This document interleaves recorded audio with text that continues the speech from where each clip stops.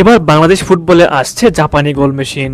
ভাবুন তো, যদি বাংলাদেশের ন্যাশনাল টিমে একদিন দেখা যায় জাপানের ফুটবল স্কুলে গড়ে ওঠা একজন খেলোয়াড়কে, যিনি বল পায়ে নিলেই ম্যাচের গতি বদলে দিতে পারেন।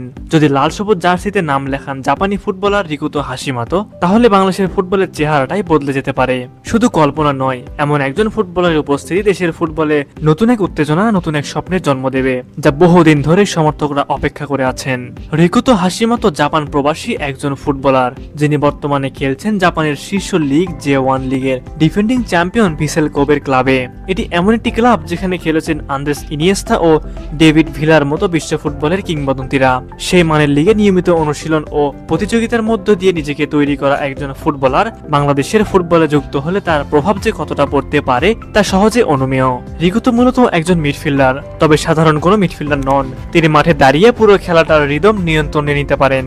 কখন গতি বাড়াতে হবে, কখন বল ধরে রেখে ম্যাচকে শান্ত করতে হবে, এই সিদ্ধান্তগুলো নেওয়ার দক্ষতা তার বড় শক্তি। তার পাসিং একদম নিখুঁত, ভীষণ দুর্দান্ত এবং বল কন্ট্রোল অত্যন্ত পরিণত।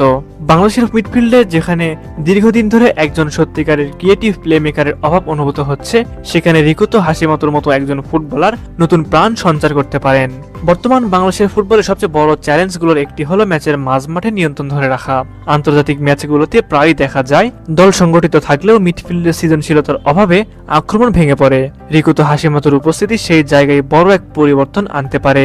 তিনি শুধু নিজেই ভালো খেলেন না, তার চারপাশের খেলোয়াড়দের খেলাটাকেও সহজ করে তোলেন। ফরওয়ার্ডরা নিয়মিত পাবেন সার্ভিস, ডিফেন্ডাররা পাবেন নির্ভরযোগ্য অপশন। যদি কখনো রিকুতো হাশিমাতো লাল সবুজ জার্সিতে মাঠে নামেন, তাহলে তা শুধু একজন নতুন ফুটবলের সংযোজন হবে না, তা হবে দেশের ফুটবলের জন্য এক নতুন বার্তা। বার্তাটি হবে এই যে বাংলাদেশ ফুটবলও এখন এমন এক পর্যায়ে যেতে চায় যেখানে আধুনিক ফুটবল চিন্তা, টেকনিক্যাল বুদ্ধিমত্তা এবং আন্তর্জাতিক মানের মিডফিল্ড নিয়ন্ত্রণ গুরুত্বপূর্ণ হয়ে উঠবে। বাংলাদেশের ফুটবলের উন্নতির পথে অভিজ্ঞতা, ডিসিপ্লিন এবং ফুটবল বুদ্ধিমত্তার সংমিশ্রণ অত্যন্ত গুরুত্বপূর্ণ। রিকুতো হাশিমাতোর মতো একজন ফুটবলার সেই জায়গাটিতেই সবচেয়ে বেশি কার্যকর হতে পারেন। তাই বলা যায় বাংলাদেশের ফুটবল উন্নতিতে রিকুতোকে অবশ্যই দরকার। প্রিয় ভিউয়ার্স, আপনারা কি চান রিকুতো হাশিমাতো বাংলাদেশে আসুক? এই বিষয়ে আপনাদের মতামত আমাদের কমেন্টে জানাবেন।